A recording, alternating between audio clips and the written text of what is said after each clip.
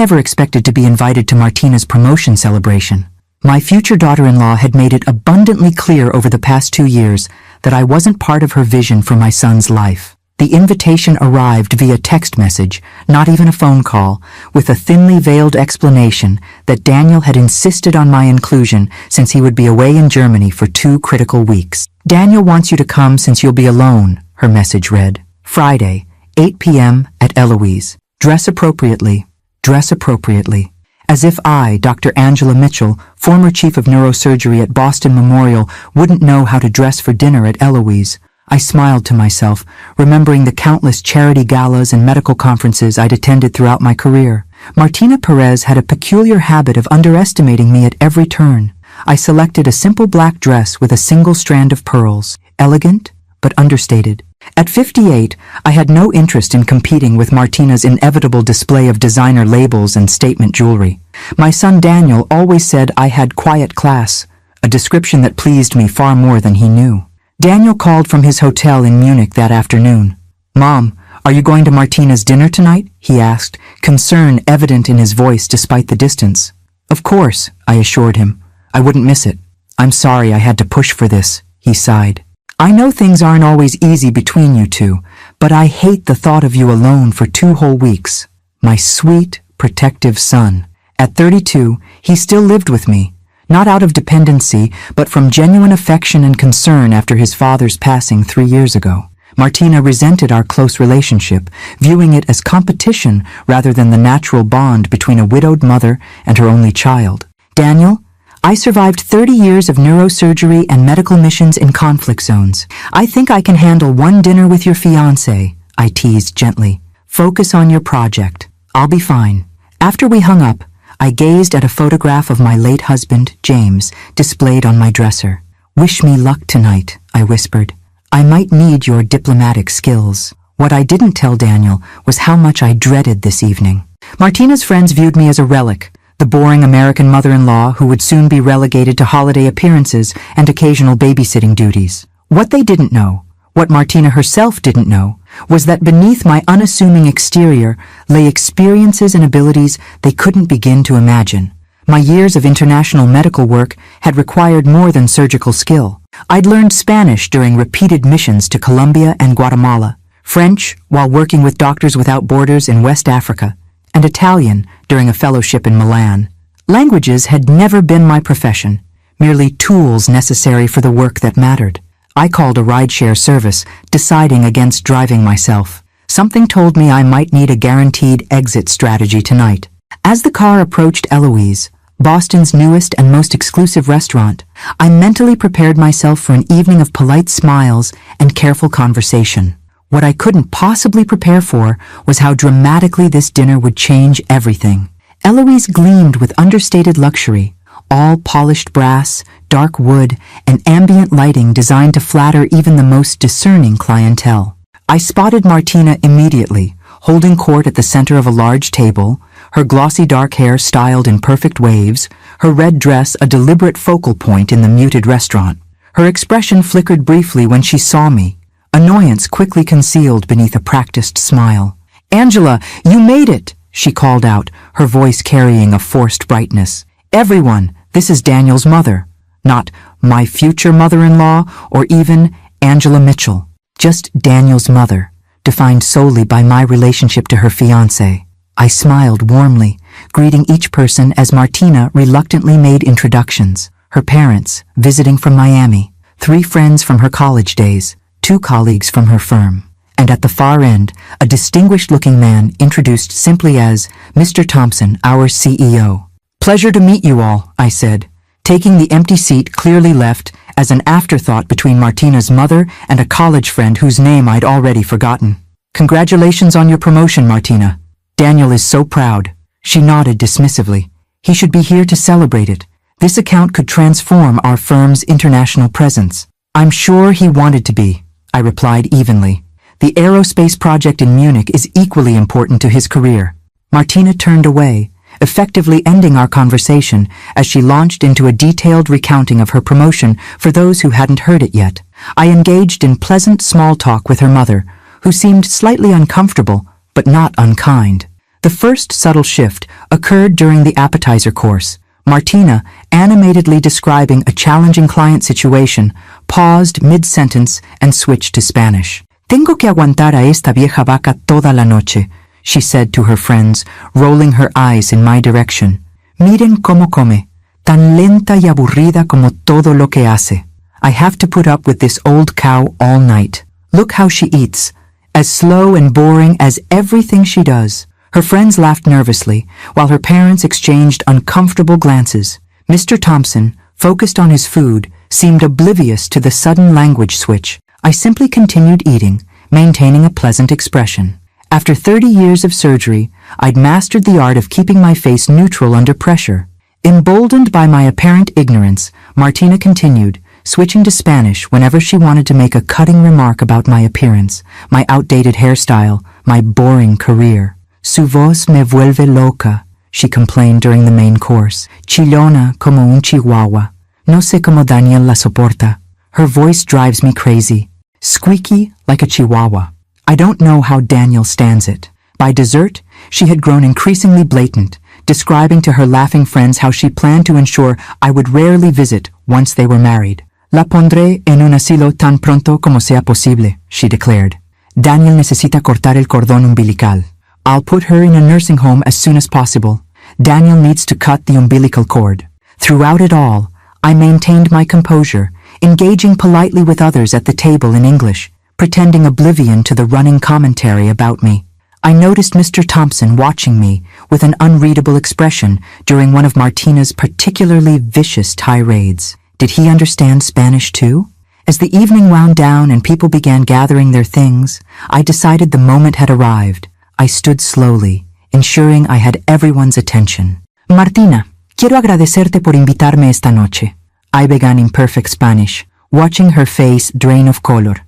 Es interesante que me compares con una vaca, ya que representan fuerza, nutrición y sustento en muchas culturas. Quizás sea un cumplido involuntario. Martina, I want to thank you for inviting me tonight. It's interesting that you compare me to a cow, as they represent strength, nourishment, and sustenance in many cultures. Perhaps it's an unintentional compliment. The table fell silent. Martina's mother covered her mouth in shock. Switching seamlessly to French, I continued.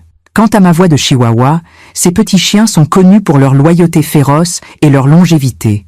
Deux qualités que je valorise énormément, surtout dans les relations familiales. As for my chihuahua voice, these small dogs are known for their fierce loyalty and longevity. Two qualities I value greatly, especially in family relationships. Martina's friends stared open-mouthed. Her father looked down at his plate. Finally, I shifted to Italian. Il vero carattere di una persona raramente si rivela quando è circondata da chi la ammira, ma piuttosto quando crede di poter sminuire gli altri senza conseguenze. Mio figlio sceglierà il suo cammino, ma spero sinceramente che trovi qualcuno che dimostri rispetto non solo quando è conveniente, ma anche quando crede che nessuno stia guardando. A person's true character is rarely revealed when surrounded by those who admire them, but rather when they believe they can belittle others without consequences. My son will choose his own path, but I sincerely hope he finds someone who shows respect, not only when it's convenient, but even when they think no one is watching. I returned to English for my conclusion. Thank you all for a lovely evening. Martina, congratulations again on your promotion. I'm sure you've worked very hard for it.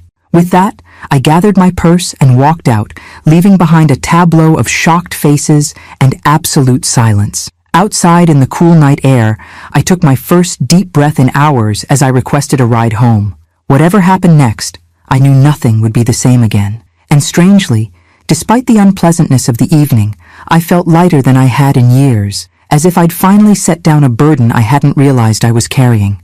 I didn't tell Daniel about the dinner. When he called the next day, I simply said it had been an interesting evening and changed the subject to his project in Germany. He sounded relieved that I'd attended and that there had been no overt conflicts, at least none that I was reporting.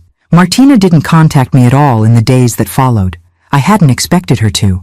The kind of humiliation she'd experienced doesn't typically inspire immediate reconciliation, especially from someone so image-conscious. I went about my usual routines: volunteer work at the free clinic, lunch with former colleagues, managing the household in Daniel's absence. 4 days after the dinner, my doorbell rang unexpectedly. When I opened it, I found Mr. Thompson, Martina's CEO, standing on my porch, his expensive suit somehow not out of place in my quiet suburban neighborhood. "Dr. Mitchell," he greeted me formally. "I hope you don't mind my unexpected visit. I asked Martina for your address, though I didn't specify why I needed it." "Mr. Thompson," I replied, hiding my surprise. "Please come in." I led him to my living room, a comfortable space filled with mementos from my international medical work. A carved wooden statue from Guatemala, textiles from West Africa, a small painting from an Italian patient. "Coffee?" I offered. "That would be wonderful," he nodded. "Black, please." When I returned with 2 cups, he was examining a framed photograph of me in surgical scrubs, standing with a team in what was visibly a field hospital. "Colombia, 2008, I explained, handing him his coffee. "After the flooding in Antioquia." "Impressive," he said, taking the cup. "Dr. Mitchell, I'll be direct. I was extremely impressed by your composure and linguistic abilities at Martina's dinner. Our firm is expanding aggressively into international markets, particularly in Spain, France, and Italy, and we're seeking consultants who can help navigate cultural and communication challenges with potential investors." I hadn't expected this turn of events. "Mr. Thompson, please call me Richard," he interrupted. "Richard," I amended. "I appreciate your directness. However, I should clarify that languages have never been my profession. I learned them out of necessity for my medical work. That practical experience is precisely what interests us," he explained. "Anyone can learn textbook phrases. You clearly understand cultural nuances and can communicate effectively in high-pressure situations, skills far more valuable than formal language credentials." He outlined a consulting position that would involve accompanying executives to international meetings, helping prepare culturally appropriate presentations, and occasionally translating during sensitive negotiations. The compensation would be substantial, he concluded, naming a figure that would indeed be generous for part-time consulting work. I considered his offer carefully before responding. "I'm genuinely flattered, Richard, and I sincerely appreciate your recognition of skills that often go unnoticed. However, medicine has always been my calling. While I'm retired from surgery, my volunteer work with underserved populations remains my passion." He nodded, not seeming particularly surprised by my refusal. "I suspected as much, but felt the offer was worth making. The way you handled yourself at that dinner, with such dignity despite Martina's behavior, suggested someone with exceptional character as well as skills." "Thank you," I said simply. "May I ask," he ventured, "whether Daniel knows what transpired that evening?" "No," I replied, "and I don't intend to tell him. That's between Martina and him." Richard studied me for a moment. "That's remarkably generous given the circumstances." "It's not generosity," I clarified. "I've never believed in triangulating relationships. Daniel is an adult who must make his own decisions based on his direct experiences, not on second-hand accounts, even from his mother." We spoke for a while longer about neutral topics, the challenges of international business, my experiences in different countries, Boston's changing landscape. As he prepared to leave, he handed me his business card. "My offer remains open, should you ever reconsider, and regardless, I hope we might meet again under more pleasant circumstances." "I'd like that," I replied honestly. After he left, I wondered briefly if Martina would learn of his visit and what she might make of it, but that concern quickly faded. I had lived too long to worry about the opinions of someone who had shown such poor judgment and character. Little did I know that the real consequences of that dinner were only beginning to unfold. A week passed uneventfully. Daniel called daily from Germany, his excitement about the project evident despite the exhaustion in his voice. I continued my volunteer work at the free clinic, finding comfort in the routine of helping others. Martina remained conspicuously silent. No calls, no texts, not even the perfunctory group messages she occasionally sent when coordinating family gatherings. The silence suited me. I had never sought conflict with my future daughter-in-law, merely a basic level of respect that had consistently proven elusive. Now, with the dynamic between us irrevocably altered, I wondered what would happen when Daniel returned. Would Martina tell him what had occurred? Would she present a sanitized version that cast her in a more favorable light? Or would she, like me, choose to keep the entire incident private? I received my answer on a rainy Tuesday afternoon. I was preparing dinner when my doorbell rang for the second unexpected time that week. Through the peephole, I saw Carlos, one of Daniel's closest friends since college. Though he hadn't attended the fateful dinner, he was close with several of Martina's friends who had been present. "Carlos," I greeted him warmly. "What a nice surprise, coming out of this rain." He stepped inside, removing his wet jacket, his expression uncharacteristically serious. Carlos had always been the light-hearted one in Daniel's friend group, quick with jokes and seemingly incapable of maintaining a somber mood for long. "Dr. Mitchell," he began formally, which immediately alerted me that this wasn't a casual visit. "I need to talk to you about something important." I led him to the kitchen, where the scent of simmering soup created a homey atmosphere at odds with his evident discomfort. "Would you like some tea? Or something stronger, perhaps?"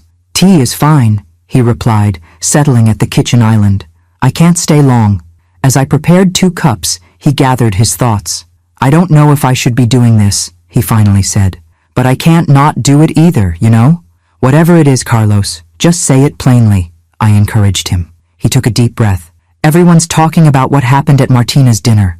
I wasn't there, but Alex and Sophia were, and they told me everything." He looked up at me, a mixture of admiration and concern in his eyes, "about what Martina said in Spanish and how you responded in 3 languages. I set his tea before him. "I see. That's not all," he continued. "Martina has been calling everyone who was there, making them promise not to tell Daniel. She's terrified he'll find out what she said about you." This didn't surprise me. Martina had always been meticulous about managing her image in Daniel's eyes. What did surprise me was Carlos's next statement. "I'm going to tell him when he gets back," he declared firmly. "Daniel's been my friend for 15 years. He deserves to know what kind of person he's planning to marry." I took a thoughtful sip of my tea before responding. "May I ask why you're telling me this in advance?" Carlos fidgeted with his cup. "I guess I wanted to know if you'd object. If you had some reason for keeping it quiet that I'm not seeing." He looked up at me directly. "But also to say that I've always thought you were amazing, Dr. Mitchell. Daniel talks about you all the time. Your work, your strength after losing Mr. Mitchell, everything. The way you handled Martina's disrespect, it just confirmed what he's always said. His loyalty to my son touched me deeply. Carlos, I appreciate your concern and your friendship with Daniel. I chose not to tell him because I believe relationships should be navigated directly, not through third-party reports." I paused, considering my next words carefully. "However, I won't ask you to keep secrets from him. You must do what your conscience dictates. He deserves better," Carlos said simply. "Not just in how his future wife treats his mother, but in the kind of person he shares his life with. Someone who mocks people behind their backs and then tries to cover it up? That's not the partner Daniel needs." I couldn't disagree, though I wouldn't say so explicitly.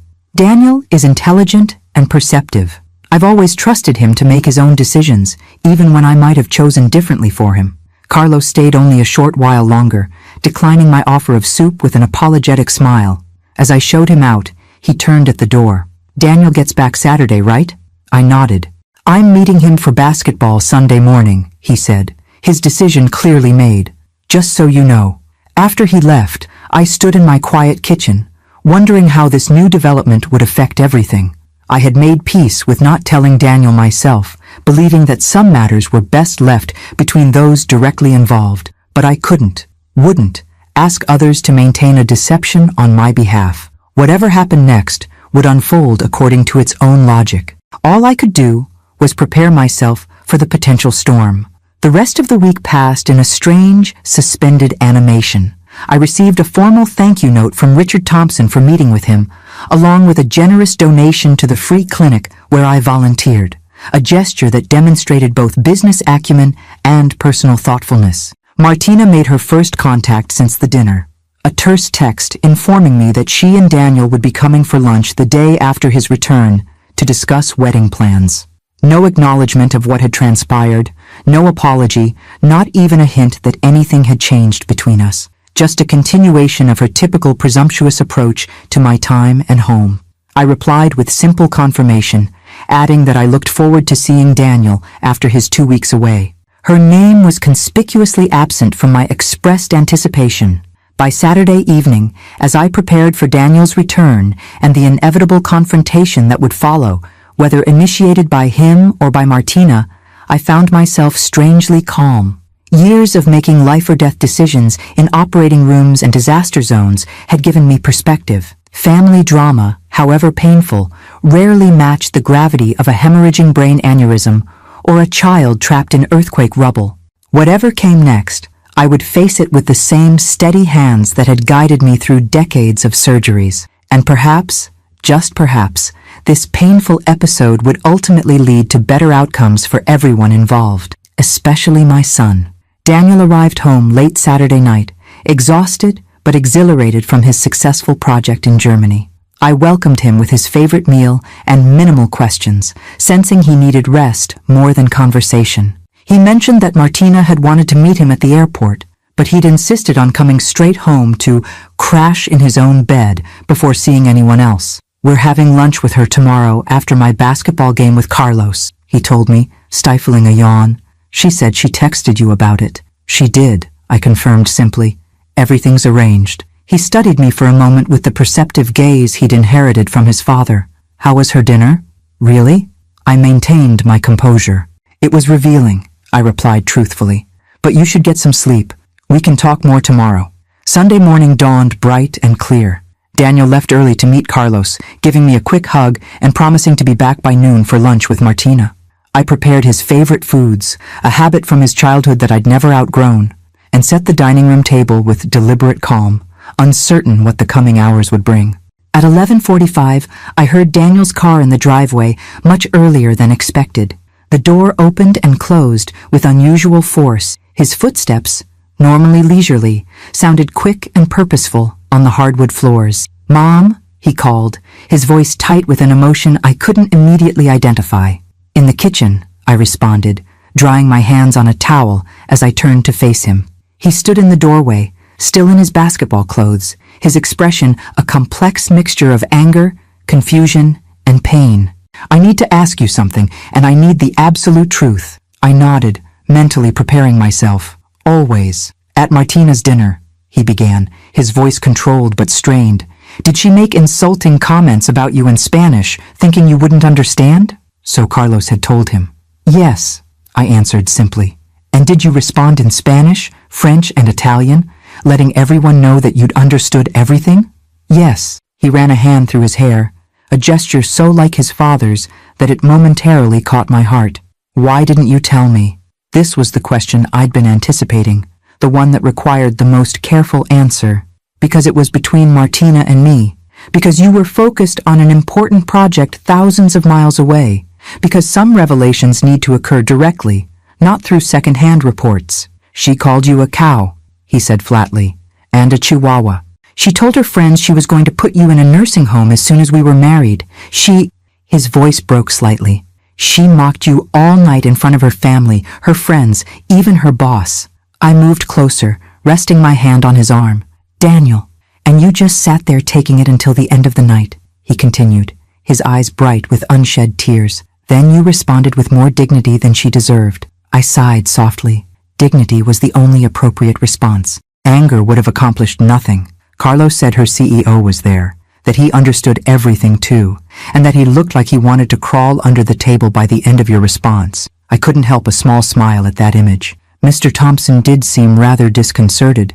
He visited me afterward, actually. "He what?" Daniel's surprise momentarily overrode his anger. "He offered me a consulting position," I explained, "working with their international clients." I declined, but it was a thoughtful gesture. Daniel shook his head in disbelief. "So her boss offered you a job after witnessing her behavior?" He laughed humorlessly. "That's just perfect." The sound of another car pulling into the driveway interrupted our conversation. Martina had arrived for lunch, unaware that her carefully constructed narrative had already collapsed. Daniel's expression hardened. "I need to handle this alone, Mom. Would you mind giving us some privacy?" "Of course," I agreed, understanding his need to confront Martina without my presence complicating matters. "I'll go for a walk. Take all the time you need." As I gathered my phone and keys, the doorbell rang. Daniel squared his shoulders, visibly steeling himself for the confrontation ahead. I slipped out through the kitchen door to the garden path, avoiding what promised to be a painful encounter. My neighborhood offered peaceful walking routes lined with old oak trees and well-maintained gardens. I chose the longest path, giving Daniel ample time while keeping my thoughts firmly in the present, observing spring flowers, greeting neighbors, appreciating the simple pleasure of physical movement. An hour passed before my phone chimed with a text from Daniel. "She's gone. You can come home now."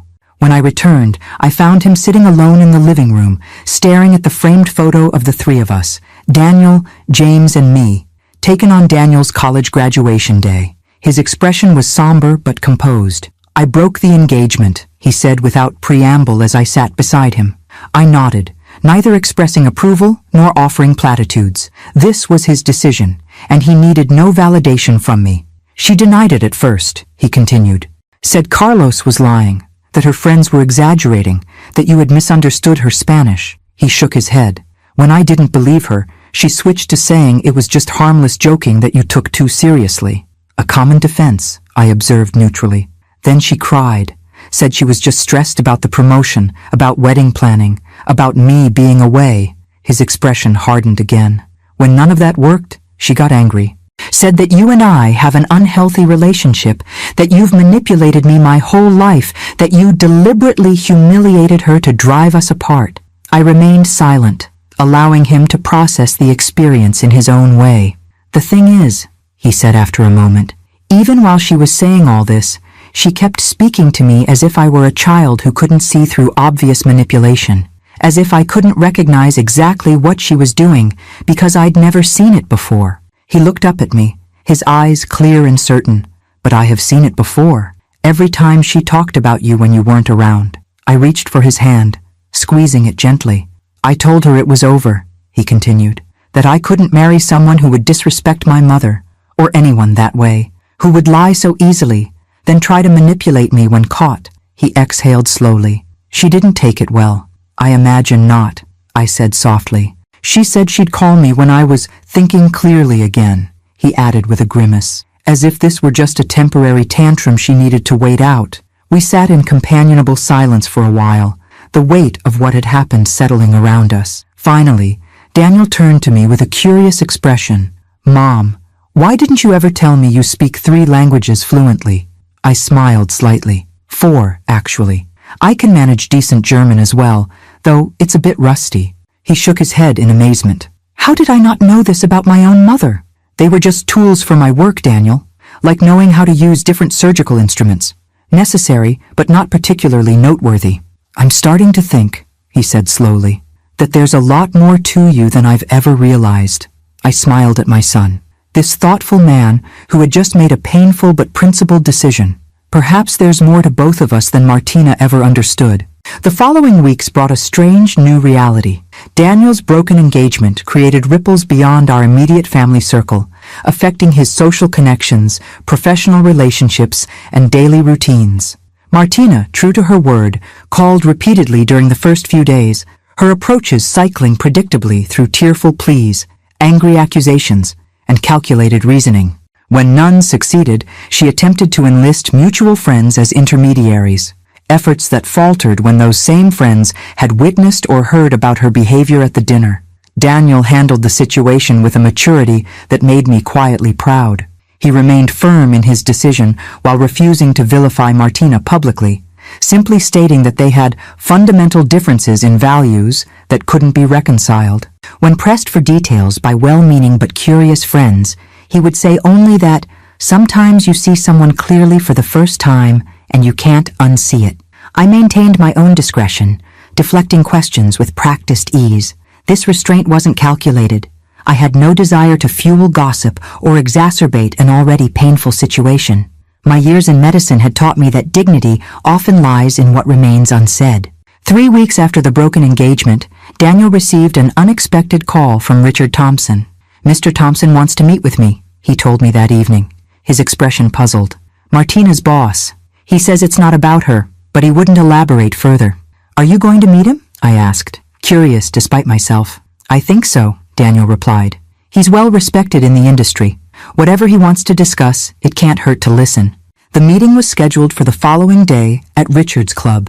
The same exclusive establishment where Martina's fateful dinner had taken place. The irony wasn't lost on either of us. Daniel returned from the meeting with news that surprised us both. "He offered me a job," he said, still sounding slightly bewildered, "leading the engineering division of their new aerospace initiative. It would mean relocating to their Chicago office, but the position is substantial." "That's quite unexpected," I acknowledged, especially given the circumstances. "He said it had nothing to do with Martina or the broken engagement," Daniel continued. "Apparently he's been following my work for months. The German project was the final confirmation he needed that I was the right person for this position." I studied my son's expression, noting the mixture of professional pride and personal conflict. "And what do you think?" "The opportunity is incredible," he admitted. "Better than anything I could hope for locally, at least for the next 5 years. But it would mean leaving Boston," I finished for him. "Leaving me." He nodded, the conflict evident in his eyes. I told him I needed time to consider it. We sat in thoughtful silence for a moment before I spoke again. "Daniel, what would you do if I weren't part of the equation? If you were making this decision based solely on your professional goals and personal happiness?" He considered this carefully. "I'd take it," he finally said. "It's exactly the kind of challenge I've been working toward. The team is world-class. The technology is cutting edge." He sighed. "But you are part of the equation, Mom, especially now with Dad gone. I don't want to leave you alone." "I've never wanted to be the reason you limit yourself," I said gently. "Not when you were 18 and considering colleges, not when you were 24 and debating that fellowship in California, and certainly not now." "It's different now," he insisted. "After Dad died. After your father died." I interrupted softly. "I grieved. We both did. And having you close during that time was a tremendous comfort." I reached for his hand. "But James would be the first to tell you that building your life around protecting me from loneliness isn't what either of us would want for you." Daniel's expression suggested he remained unconvinced. "What would you do if I moved to Chicago?" It was a fair question, one I'd been contemplating since he first mentioned the offer. "I'd continue my volunteer work at the clinic. I'd perhaps increase my involvement with the Medical Mission Planning Committee. I might even—" I hesitated, surprising myself with the thought that had suddenly emerged. "I might even consider Mr. Thompson's consulting offer if it's still open. Working remotely, of course." Daniel's eyebrows rose. "You'd do that?" "It would be part-time," I clarified, "and it would allow me to use skills that have been dormant for too long. The clinic work fulfills my need to contribute medically, but the languages, the cross-cultural experience, those have been largely unused since I retired." "You're serious," he said, studying me with new understanding. "I'm considering it," I amended. "The point is, Daniel, I have options. I have interests, capabilities, and a support network that extends beyond you. As it should." He nodded slowly, processing this perspective. "I'll think about it," he promised, "but I won't make any decisions without thorough consideration." 2 days later, an elegant cream envelope arrived by courier. Inside was a handwritten note from Richard Thompson. "Dr. Mitchell, I hope you'll forgive this direct communication. I've recently spoken with Daniel about a position with our firm. A conversation, I assure you, was based solely on his professional qualifications, which are exceptional. I understand his hesitation regarding relocation, given your close relationship. While I would never presume to influence family matters, I wanted to reiterate that my offer to you remains open, with flexible terms that could accommodate remote work and a schedule of your choosing. Perhaps you might consider visiting our Chicago offices together, allowing both of you to explore possibilities without immediate commitment. With sincere respect, Richard Thompson." The note was thoughtful, strategic, and subtly persuasive, exactly what one would expect from a successful CEO. I found myself smiling at his approach, appreciating both its transparency and its underlying recognition of what truly mattered to Daniel. That evening, I placed the note on the kitchen counter where Daniel would see it when he returned from his run. This wasn't a decision I could or should make for him, but I could ensure he had all relevant information. When he found it, he read it twice before looking up at me. "He's persistent," he observed with a hint of admiration. "He's successful for a reason," I replied. "Good leaders recognize talent and find ways to acquire it." Daniel tapped the note thoughtfully. "Would you consider it? Going to Chicago to look at their operation?" "I would," I answered honestly. "Not because I want to influence your decision, but because I'm genuinely curious about the opportunity he's proposing for both of us. A slow smile spread across Daniel's face, the first unguarded smile I'd seen since the broken engagement. Then let's go to Chicago. As I prepared for bed that night, I found myself reflecting on the strange, unpredictable path that had led us here.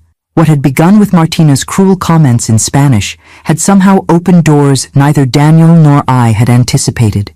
The painful revelation of her true character had freed him from what would have been an unhappy marriage, and perhaps, just perhaps, it had also freed me from the comfortable but limited role I'd occupied since retirement. Sometimes, I thought, as I drifted toward sleep, the most hurtful moments contain unexpected gifts, not because the hurt itself has value, but because how we respond to it can lead us to places we might never otherwise have discovered. Chicago greeted us with its characteristic blend of Midwestern warmth and urban sophistication.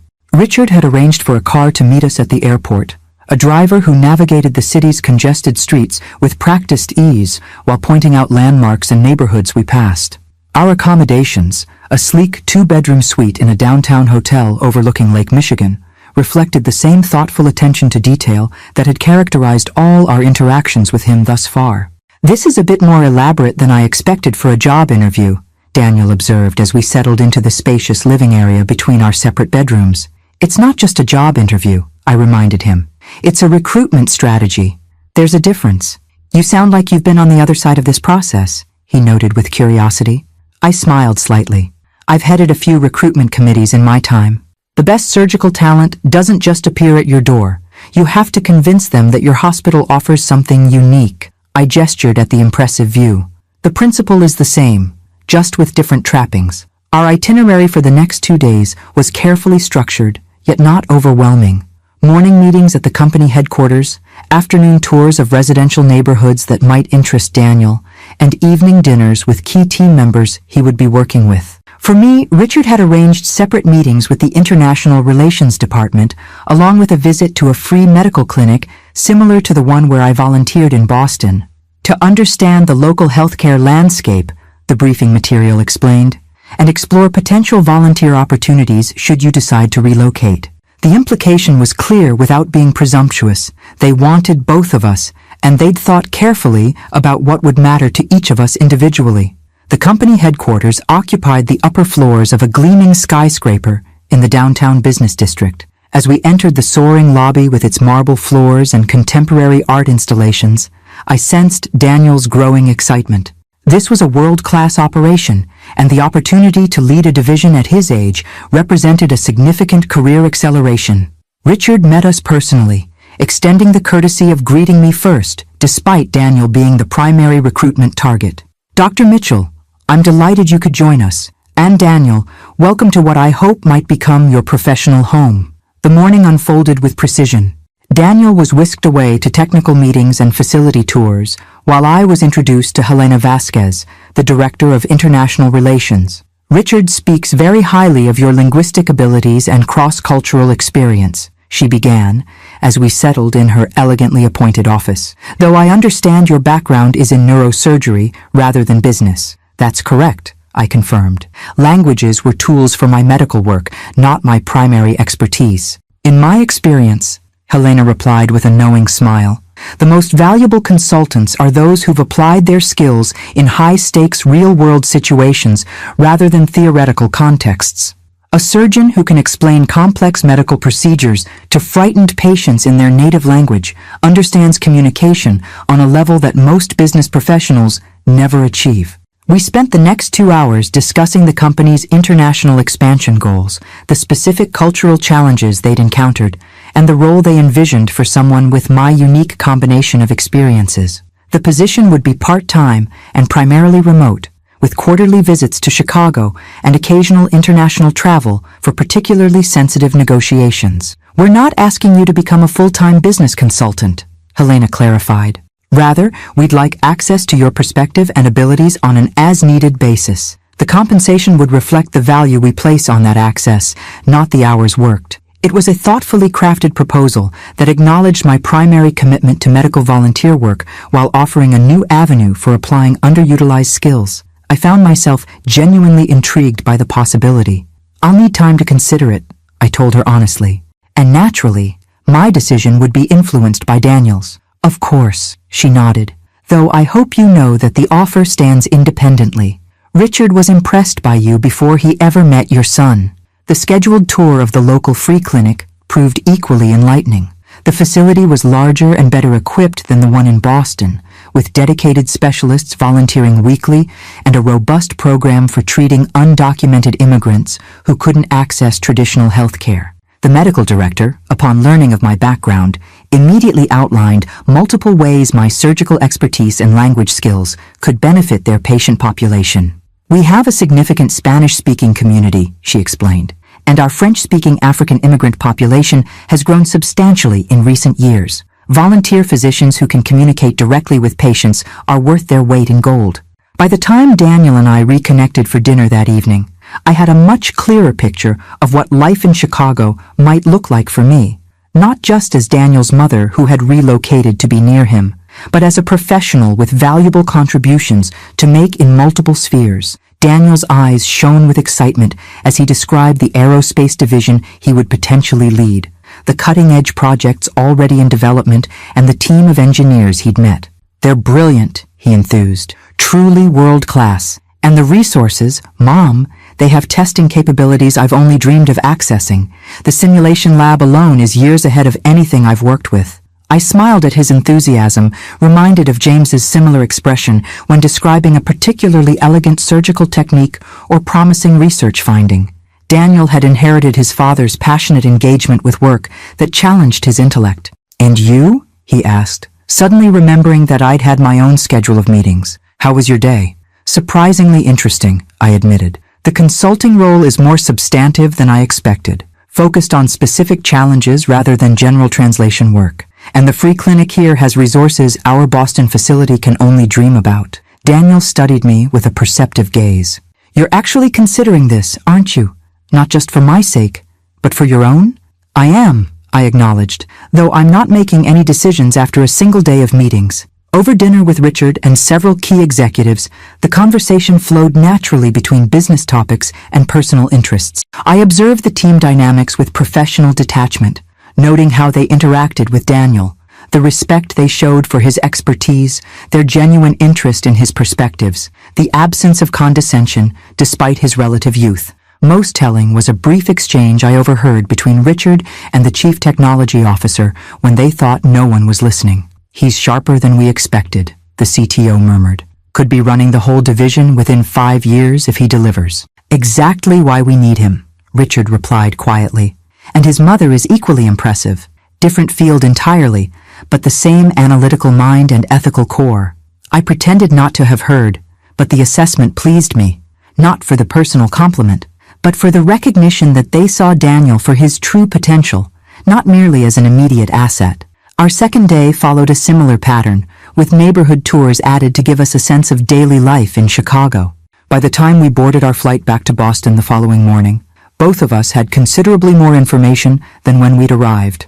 "No pressure for an immediate decision," Richard had assured us at our final meeting. "Take whatever time you need.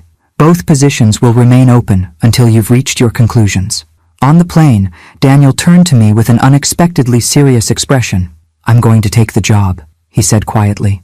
"But I need to know honestly, would you be coming to Chicago because you want to, or because you don't want me to worry about leaving you alone?" I considered my answer carefully, knowing its importance. "Both have influenced my thinking," I admitted.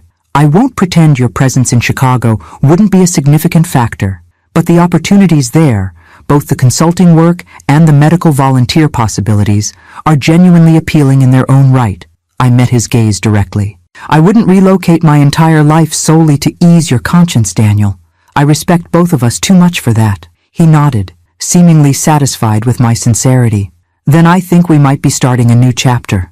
As our plane descended toward Boston, the city that had been our home for so many years, I found myself filled with an unexpected sense of anticipation.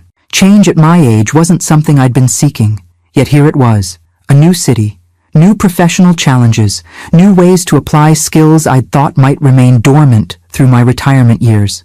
All because Martina had called me a cow in Spanish, never imagining I would understand every word. Life's turning points rarely announce themselves in advance. They arrive disguised as ordinary moments, insults casually delivered, small decisions that cascade into transformative changes. Perhaps that's why resilience matters so much, not just to weather the painful moments, but to recognize the opportunities hidden within them. The decision to relocate unfolded in practical stages rather than emotional declarations. Daniel formally accepted Richard's offer, negotiating a start date 6 weeks out to allow for a thoughtful transition. I contacted a respected real estate agent who had helped several of my medical colleagues, arranging to list my house, our family home for over 20 years, by the end of the month. These pragmatic steps somehow made the monumental change feel manageable, breaking an overwhelming life transformation into discrete, actionable tasks. Still, sorting through decades of accumulated memories proved more emotionally taxing than I had anticipated. "Do you want to keep Dad's medical journals?" Daniel asked one Saturday morning as we tackled James's study, a room I'd largely left untouched since his passing. I ran my fingers along the leather-bound spines, each volume representing years of my husband's meticulous documentation of cases, research findings, and professional observations. No, I finally decided, but they shouldn't be discarded. Contact the medical school library. They maintain archives of distinguished faculty members' papers. Daniel nodded, carefully boxing the journals. "And these?" He indicated a shelf of framed photographs. James with surgical residence at medical conferences, receiving awards. "Select a few meaningful ones for yourself," I suggested. "I'll do the same. The rest we'll photograph digitally and let go. We can't bring everything to Chicago." This became our weekend ritual, systematically evaluating possessions not just for practical value, but for emotional significance. What deserved physical space in our new lives? What could be preserved digitally? What could we release entirely? The process proved unexpectedly liberating. Each decision, each carefully packed box or donation to charity, felt like preparation for something new rather than abandonment of the past. News of our impending relocation spread quickly through our respective circles. My medical colleagues expressed surprise tinged with admiration. "I never imagined you leaving Boston," Dr. Eleanor Chen, my former surgical resident and now chief of neurosurgery herself, commented over coffee. "But then, you've always defied conventional expectations." "Have I?" I asked, genuinely curious about this perception. "Absolutely," she nodded emphatically. Female neurosurgeon in the 1980s, balancing motherhood with department leadership, pioneering minimally invasive techniques when everyone else was resistant, and now reinventing retirement completely. She smiled warmly. "You've been my professional role model for 20 years, Angela. This just confirms I chose well." Daniel experienced similar reactions from his engineering colleagues, initial surprise, followed by understanding once he explained the exceptional opportunity. Several even asked him to keep them in mind if his new division expanded further. Martina, unsurprisingly, had her own response to the news. Daniel received a lengthy email from her 3 days after he announced his resignation at his current firm. "She says she's deeply concerned about my decision," he told me that evening, his tone a mixture of amusement and lingering hurt, "that it seems suspiciously hasty following our broken engagement, and that she fears I'm making life-altering choices from an emotional place rather than rational judgment." "An interesting perspective," I observed neutrally, continuing to prepare dinner.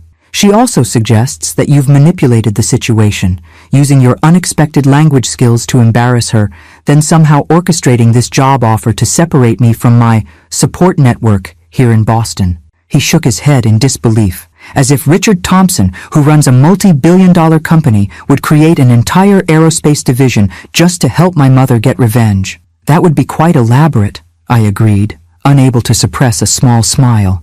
"The most revealing part," Daniel continued, scrolling through the message, "is where she says she's willing to overlook past misunderstandings and reconsider our future together if I'll return to rational thinking and decline the Chicago position."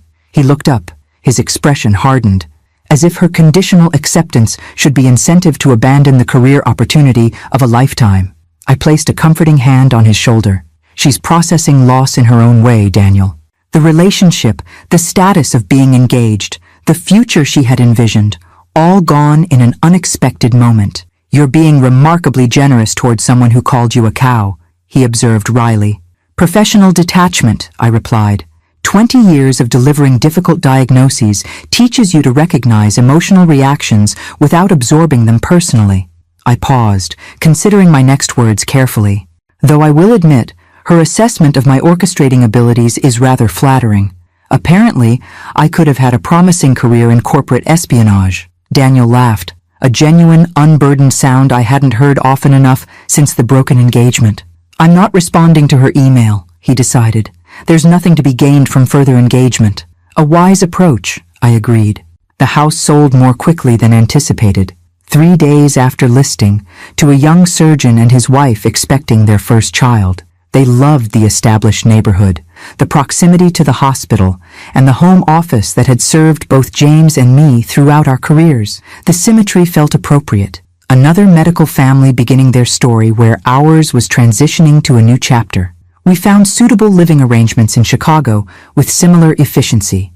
Rather than immediately purchasing new properties, we decided to rent initially, Daniel selecting a modern apartment in a high-rise near his new office, while I chose a comfortable 2-bedroom condominium in a quieter neighborhood with excellent access to public transportation, close enough for regular visits, yet separate enough to maintain our independent lives. Richard facilitated introductions to Chicago's medical community, resulting in immediate volunteer opportunities at 2 different clinics serving underserved populations. I also connected with the International Medicine Program at Northwestern University Medical Center, where my experience with field hospitals and disaster response proved unexpectedly valuable to their training curriculum.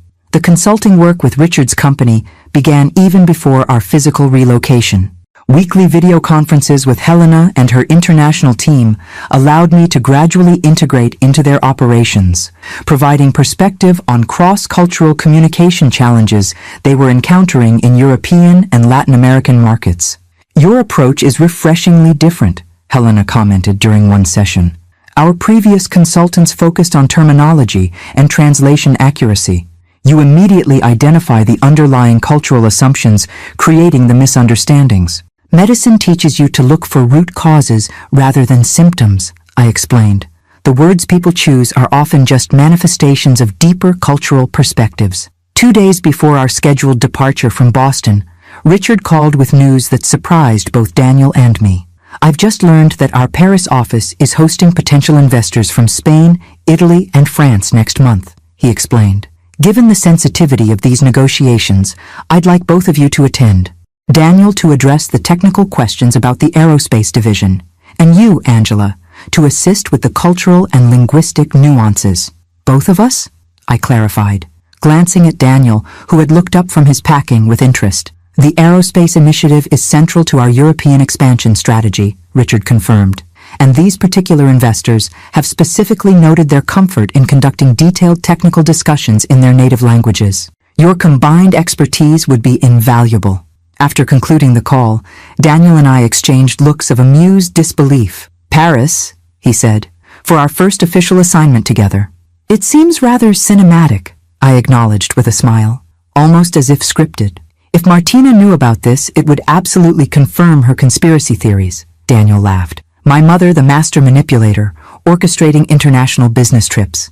Let's add it to my growing list of shadowy accomplishments, I suggested dryly. Right after secretly fluent in multiple languages and covertly influences Fortune 500 CEOs. On our final evening in Boston, after the moving company had taken the last of our boxed possessions and we were camping in empty rooms with just suitcases and air mattresses, Daniel ordered takeout from our favorite local restaurant. We sat on the floor of what had been our living room, eating directly from containers and sharing memories of the house. Remember when Dad tried to install those bookshelves himself? Daniel asked, gesturing to the now empty wall where James's disastrously uneven attempt had eventually been replaced by professional carpentry. He was so determined, I recalled fondly. 3 advanced degrees, could perform microscopic surgery on the human brain, but completely defeated by a level and power drill. He would have loved this, you know, Daniel said after a thoughtful pause. Not just the Chicago opportunity, but seeing you embrace something completely new at this stage of life. He would have been first in line to help pack, I agreed. Your father never feared change. He considered it the only reliable constant in life. As darkness fell on our last night in the house that held so many memories, I found myself filled not with melancholy, but with genuine anticipation. Tomorrow would bring the formal beginning of our new chapter. New city, new professional challenges, new possibilities neither of us had imagined when Martina had issued her ill-fated dinner invitation. To unexpected fluency, Daniel proposed, raising his paper cup of wine in a makeshift toast, and to mothers who continue to surprise their grown children. To new beginnings, I added, touching my cup to his, and to the remarkable ways they sometimes find us. Chicago in autumn proved more beautiful than I had anticipated. The vast expanse of Lake Michigan shifted colors with the changing light, steel gray in early morning, brilliant blue under midday sun, lavender and gold as evening approached. The city itself pulsed with energy that somehow felt different from Boston's more reserved rhythm, broader, bolder, less constrained by tradition and history. Our separate living arrangements worked well for both of us. Daniel threw himself into his new role with characteristic intensity, often working late as he absorbed the complexities of the aerospace division he now led. I established my own routines, volunteer work at the medical clinic 3 mornings a week, consulting sessions with Helena's international team most afternoons, and exploration of my new city during whatever time remained. The promised Paris trip materialized 6 weeks after our relocation. We traveled separately, Daniel departing directly from a conference in Germany, while I flew from Chicago, upgrading to business class using points accumulated during my surgical career, but rarely utilized until now. Richard had arranged accommodations at a discreet boutique hotel near the company's Paris office, elegant, without ostentation, the kind of establishment that catered to discerning business travelers rather than tourists. My suite overlooked a small courtyard garden, providing unexpected tranquility in the heart of the bustling 8th arrondissement. Daniel and I met for dinner the evening before our scheduled meetings, comparing notes on our respective preparations. He had spent the day reviewing technical specifications and investment projections, while I had refreshed my French medical terminology, which differed significantly from the business vocabulary I would need for these negotiations. "Nervous?" he asked, as we enjoyed expertly prepared coq au vin at a restaurant Richard had recommended. "Appropriately alert," I corrected with a small smile. "This isn't brain surgery. No one will die if I conjugate a verb incorrectly." "True," he acknowledged, "though there are millions of dollars potentially at stake." "A different kind of pressure," I agreed. "But after decades of life or death decisions, I find financial stakes remarkably less stressful." The following morning brought our first surprise. As we entered the conference room at the Paris office, we were greeted not only by Richard and the expected French executives, but also by a face I instantly recognized despite having seen it only once before. Martina's mother, Claudia Perez, stood conversing with Richard near the refreshment table. Daniel froze momentarily beside me, his professional composure briefly shaken. I placed a steadying hand on his arm, maintaining my own neutral expression as Richard noticed our arrival and approached with Claudia. "Angela, Daniel, excellent timing," he greeted us warmly. "I'd like you to meet Claudia Perez, CEO of Innovation Global. Her company controls significant aerospace manufacturing capabilities in Spain that could be crucial for our European expansion." Claudia's expression registered momentary shock before smoothing into professional politeness. She extended her hand first to me, then to Daniel. "Dr. Mitchell, Mr. Mitchell, what an unexpected pleasure." "Miss Perez," I replied evenly, shifting immediately to Spanish. "Es un placer conocerla formalmente. Creo que nos vimos brevemente en la cena de su hija hace unos meses." "It's a pleasure to meet you formally.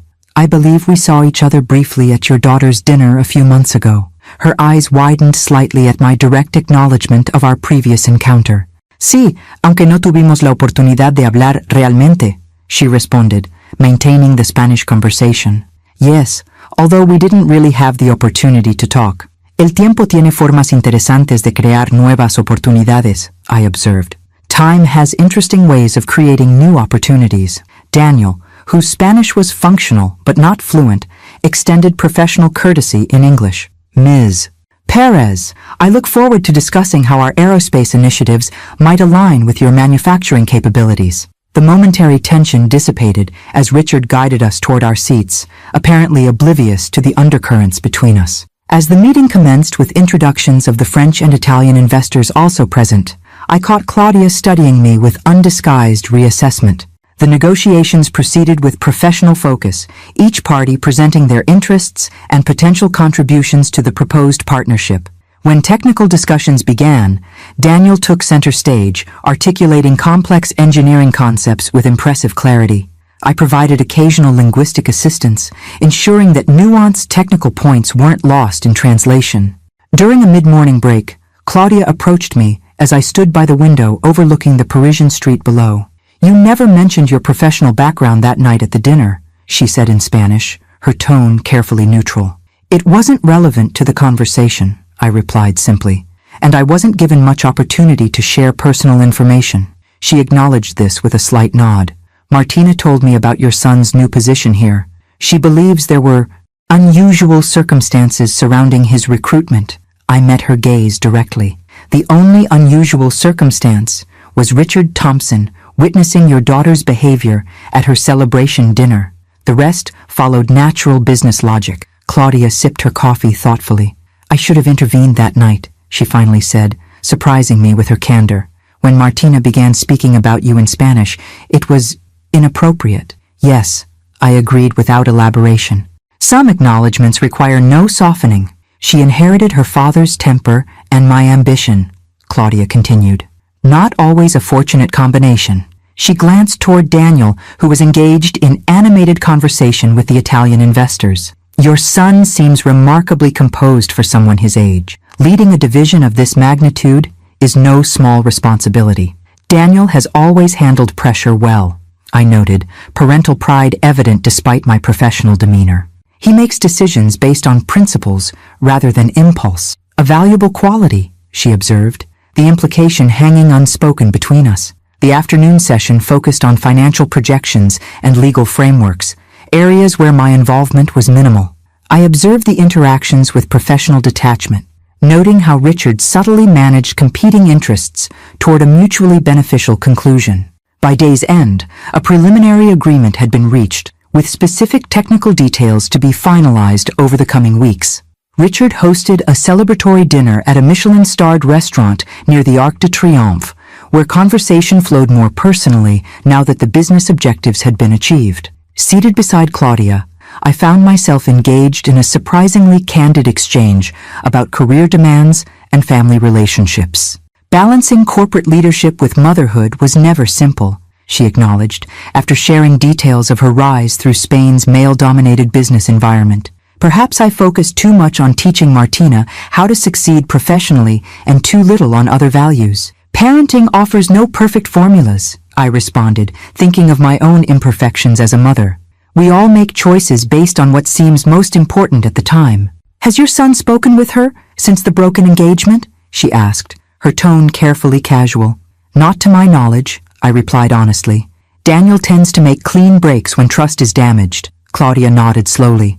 "A quality Martina might benefit from developing." She hesitated before adding, "She is not handling the situation well.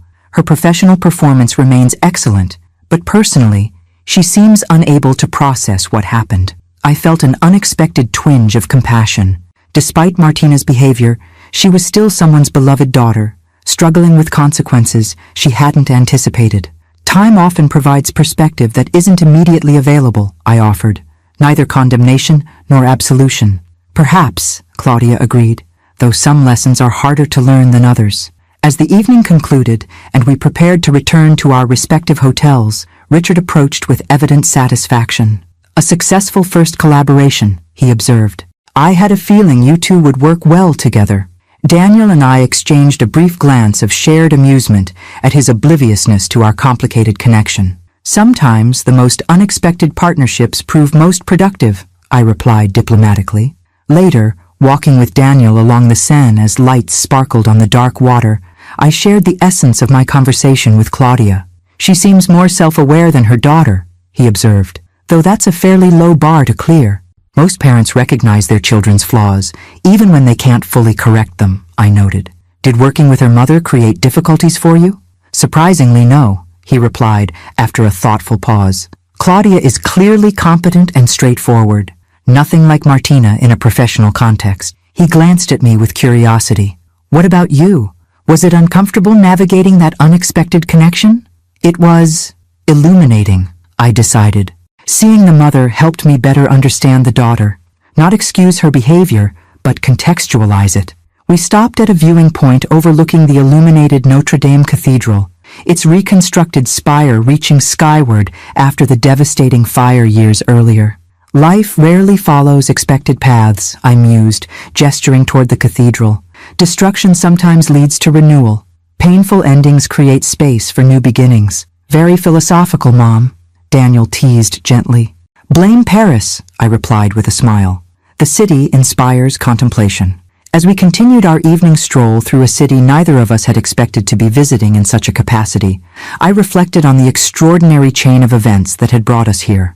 A cruel comment in Spanish at a dinner table had triggered a sequence that transformed both our professional trajectories and now, improbably, placed us in direct business relationship with the mother of the woman who had inadvertently catalyzed everything. If I believed in fate, I might have seen some cosmic symmetry in this development.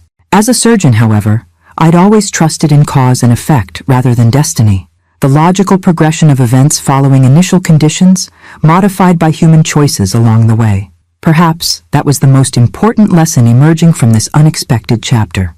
We cannot control all circumstances that affect our lives, but we absolutely determine our responses to them. Martina had chosen cruelty and deception when faced with discomfort. Daniel had chosen integrity when confronted with painful truth, and I had chosen to embrace new possibilities rather than cling to familiar limitations. The outcomes reflected those choices, not cosmic justice, but natural consequences flowing from individual decisions made at critical moments. As we returned to our hotel under a star-filled Parisian sky, I felt profound gratitude, not for Martina's unkindness that had set everything in motion, but for the capacity to transform what could have been merely painful into something unexpectedly valuable. Winter settled over Chicago with characteristic intensity, biting winds sweeping off Lake Michigan, snow accumulating in crystalline drifts along the streets.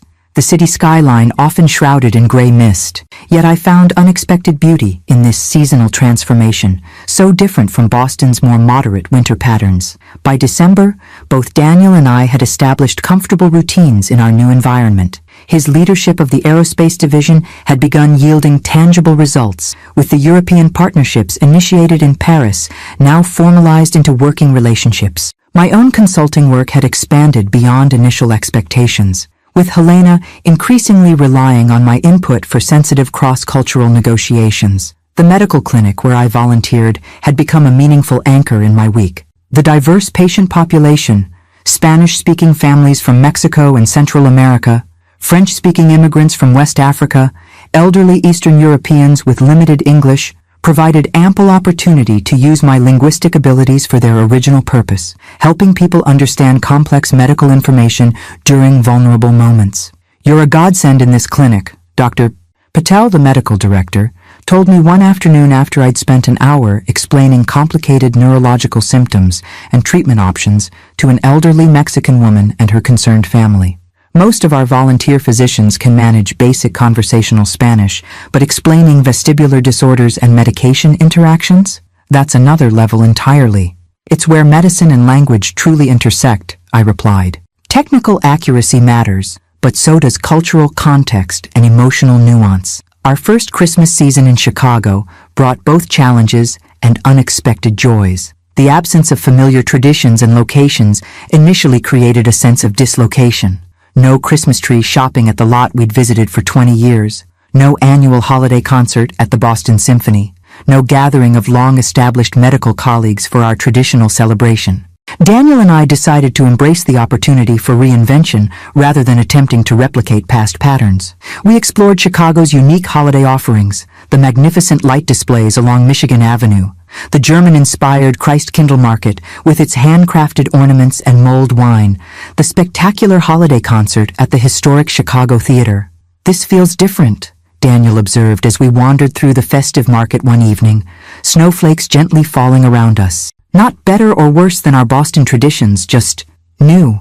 "That's the essence of transition," I replied, watching children's faces light up as they discovered the intricate Christmas pyramids and nutcrackers at a German vendor's stall. honoring what was while creating what will be. Richard invited us both to the company's holiday gala, an elegant affair at the Chicago Art Institute, with the magnificent Thorn miniature rooms specially illuminated for the season. As we entered the grand hall, I was surprised to find Helena approaching with a distinguished-looking man I didn't recognize. "Angela, I'm delighted you could attend," she greeted me warmly. "I'd like you to meet someone I think you'll find interesting. This is Dr. Marcus Rivera, Chief of Neurosurgery at Northwestern Memorial." The distinguished gentleman extended his hand with a professional smile. "Dr. Mitchell, your reputation precedes you. Helena mentioned you've been consulting with the company while also volunteering at the community clinic." "That's correct," I confirmed, immediately assessing him with the instinctive evaluation surgeons develop for their peers. His handshake was firm, but not aggressive. His eye contact direct but respectful. Positive indicators in my experience. "I understand you pioneered several minimally invasive techniques for cranial-based tumors," he continued. "Your paper on the endonasal approach to pituitary adenomas fundamentally changed our procedural protocols here at Northwestern." I was momentarily taken aback that he was familiar with my surgical publications. "That research was completed nearly a decade ago. Quality work endures," he replied simply. "Which brings me to a proposition I'd like to discuss. Our International Neurosurgery Fellowship Program is expanding with participants from Spain, France, and several Latin American countries. We've been searching for someone with both the surgical expertise and linguistic abilities to serve as a clinical advisor." "I'm retired from surgical practice," I reminded him. "This role wouldn't involve performing surgery," he clarified. "Rather, supervising fellows, reviewing cases, and facilitating communication between international participants and our attending physicians. Your unique combination of neurosurgical expertise and language fluency would be invaluable." As Dr. Rivera outlined the position in greater detail, I found myself unexpectedly intrigued. It represented a perfect bridge between my past surgical career and my current language-focused activities, teaching the next generation of neurosurgeons while utilizing the communication skills that had become increasingly central to my professional identity. "I'd need to maintain my current commitments," I explained, thinking of both the consulting work and my volunteer clinic hours. "We're envisioning this as a part-time position," he assured me. 2 days weekly would be sufficient, with flexibility around your other responsibilities. When Daniel joined us, moments later, Helena made introductions before tactfully steering Dr. Rivera toward another conversation, giving Daniel and me a moment alone. "You look intrigued," Daniel observed perceptively. "New opportunity?" I explained the fellowship advisory position, surprised by my own enthusiasm as I outlined the possibilities it presented. "You should do it," Daniel encouraged immediately. "It's perfect, combining your surgical background with your languages in an educational context. It would mean restructuring my schedule again," I noted, mentally calculating how to balance multiple professional commitments. "Mom," Daniel said with gentle amusement, "6 months ago you were supposedly retired, living a quiet life in Boston. Now you're consulting for an international corporation, volunteering at a medical clinic, and potentially advising neurosurgical fellows at a major teaching hospital. I think you've officially failed at traditional retirement." His observation made me laugh with genuine delight. "Your father always said I was constitutionally incapable of true retirement. He predicted I'd find new outlets for my energy rather than actually slowing down." "Dad knew you well," Daniel smiled. "He'd be thrilled to see you embracing all these new challenges." As the evening progressed, I found myself engaged in stimulating conversations with various colleagues from both Richard's company and Chicago's medical community. The initial awkwardness of being newcomers had faded, replaced by growing connections to our adopted city and its professional networks. Near midnight, as the celebration continued around us, Daniel and I stepped outside onto the museum's terrace for a moment of quiet reflection. Chicago's skyline glittered against the night sky, snow falling gently into the darkness beyond the illuminated space. "Hard to believe it's been only 7 months since Martina's dinner," Daniel mused. "Sometimes it feels like another lifetime." "Perspective changes quickly when circumstances shift dramatically," I observed. "The human mind adapts more readily than we often expect." "Have you heard anything about her?" he asked, surprising me with the question. "Nothing directly," I replied honestly. Though Claudia mentioned during a video conference last week that Martina has accepted a position with their Madrid office. Apparently, she requested the transfer herself. Daniel nodded thoughtfully. Probably for the best, a fresh start, somewhere new. That's something we understand well now, I noted. A comfortable silence settled between us as we watched snowflakes swirl in the light from the terrace lanterns. After a moment, Daniel spoke again, his tone reflective.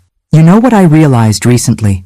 If Martina hadn't made those comments in Spanish, if you hadn't responded in 3 languages and created that moment of revelation, none of this would have happened. He gestured broadly, encompassing not just the gala, but everything our new lives entailed. My career advancement, your consulting work and medical involvement, our entire Chicago chapter, all stemming from that single catalytic moment. Life's turning points rarely announce themselves in advance, I replied. They often arrive disguised as ordinary moments or even painful experiences. I wonder if she knows, Daniel mused, how her attempt to mock you secretly ended up transforming both our lives for the better. I doubt she views it through that lens, I said, thinking of what little I knew about Martina's current situation. People rarely recognize their role in others' transformation stories, especially when the narrative doesn't center them favorably. As we returned to the celebration inside, I found myself reflecting on the extraordinary journey of the past year. What had begun with cruel words in Spanish had culminated in this moment, standing in one of Chicago's cultural treasures, surrounded by new colleagues and possibilities, my son thriving professionally beside me, both of us engaged in work that challenged and fulfilled us in unexpected ways. The final conversation of the evening came as we were preparing to leave. Richard approached with 2 flutes of champagne, offering a private toast away from the larger gathering. To new beginnings and unexpected journeys, he proposed, raising his glass, and to the remarkable ways language can change lives, sometimes through understanding, sometimes through revelation. The knowing glint in his eye suggested he had always been more aware of the Martina connection than he had let on. You knew from the beginning, didn't you?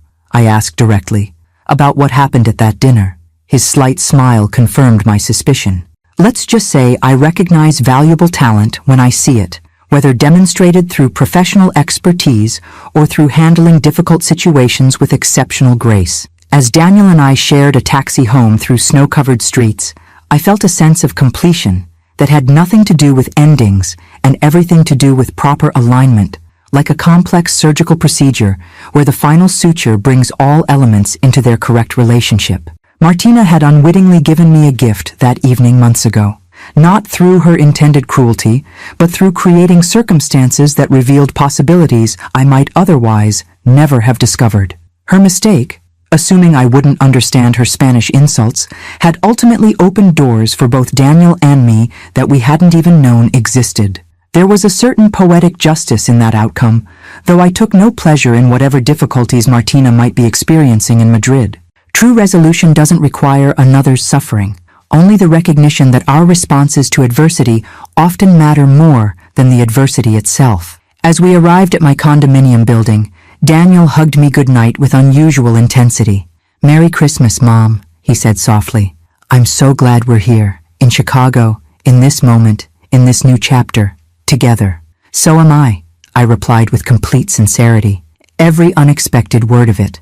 1 year to the day after Martina's fateful dinner, I found myself in an unexpected location, standing before an audience of medical students and international fellows at Northwestern Memorial Hospital, delivering a guest lecture on cross-cultural communication in neurosurgical settings. The fellowship advisor position, Dr.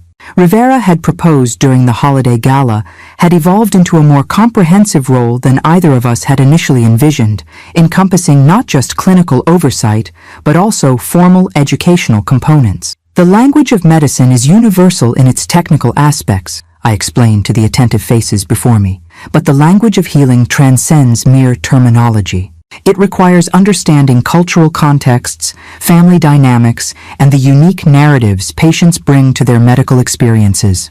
As I guided these brilliant young surgeons through case studies illustrating how linguistic and cultural awareness could dramatically improve patient outcomes, I felt a deep sense of professional fulfillment, unlike anything I'd experienced since retiring from active surgical practice. This wasn't simply teaching technical skills, it was transmitting wisdom accumulated through decades of practice in circumstances these students could barely imagine.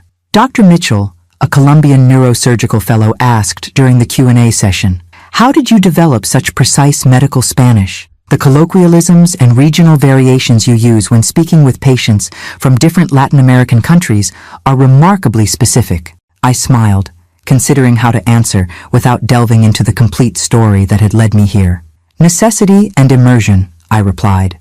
Working in field hospitals throughout Central and South America taught me that textbook Spanish wouldn't suffice when explaining complex procedures to frightened patients. Each community has its own vocabulary for describing neurological symptoms.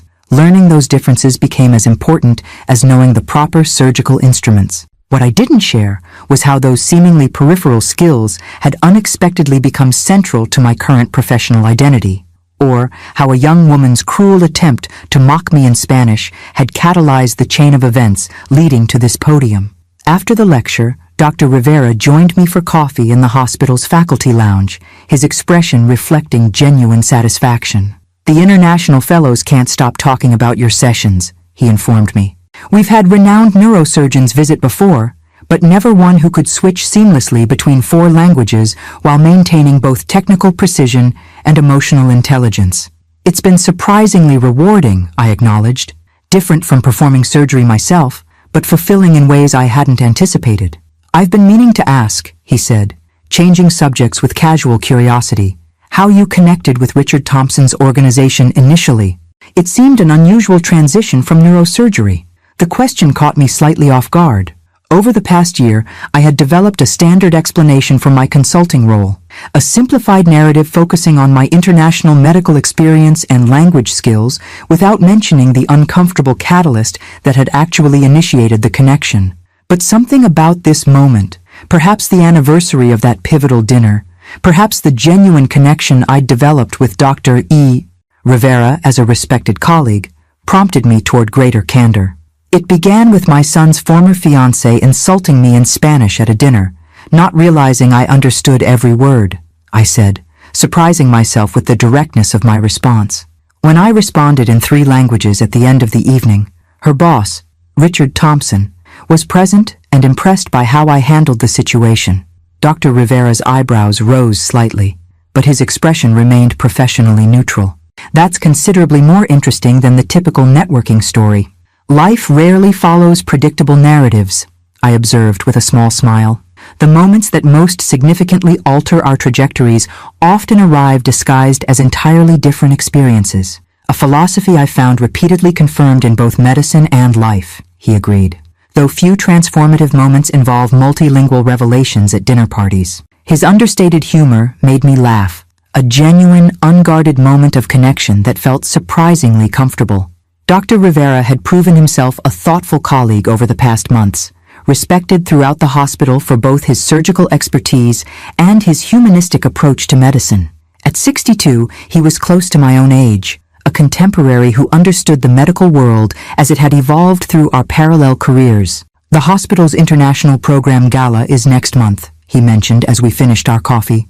As our fellowship advisor, your presence would be particularly appreciated. Many of our donors specifically support the cross-cultural aspects of our training. I'd be happy to attend, I replied. Should I coordinate with your administrative team regarding expectations? Actually, he said with a moment's hesitation that seemed uncharacteristic for his typically confident demeanor. I was hoping you might consider attending as my guest rather than in an official capacity. Dinner beforehand, perhaps.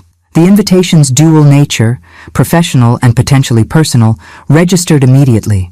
I studied him with careful consideration, this respected colleague now presenting a possibility I hadn't anticipated. That would be lovely, I decided, surprising myself with how naturally the acceptance came. I'd enjoy the opportunity for conversation outside our usual clinical context. His pleased expression suggested the invitation had indeed carried personal significance beyond professional courtesy. We parted ways shortly afterward, each returning to our respective responsibilities for the day. That evening, Daniel joined me for our weekly dinner, a tradition we had maintained despite our separate living arrangements in Chicago. As I prepared a favorite pasta dish in my kitchen, he updated me on recent developments with the European aerospace partnerships. The component manufacturing in Spain is exceeding quality expectations, he reported, helping himself to the salad he'd brought from a specialty market near his apartment. Claudia Perez personally oversaw the implementation of our specifications, which apparently is unusual for someone at her executive level. She strikes me as quite hands-on for a CEO, I observed, remembering my interactions with Martina's mother during various video conferences over the past year.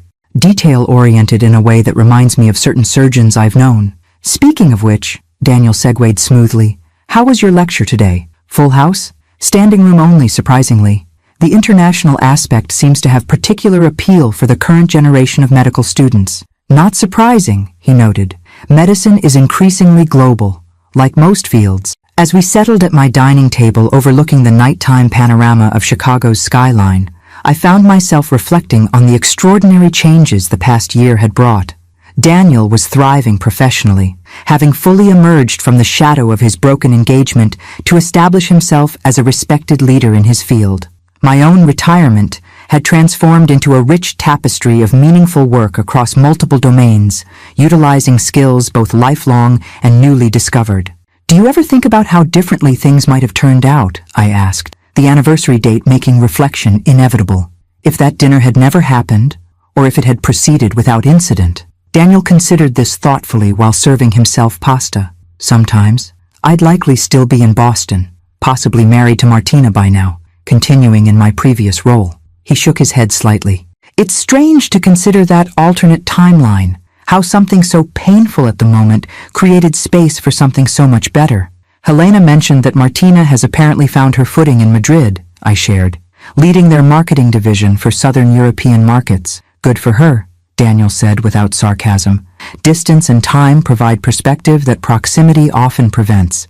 Indeed, I agreed, thinking of how my own perspective had evolved from that difficult evening to our present reality. Though some lessons are harder earned than others, our conversation drifted to lighter topics.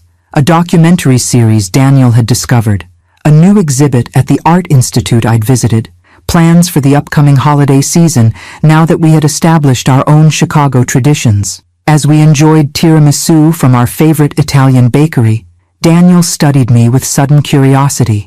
You seem different tonight, he observed. More, I don't know, reflective, but also lighter somehow. I hesitated briefly before sharing the unexpected development from earlier that day.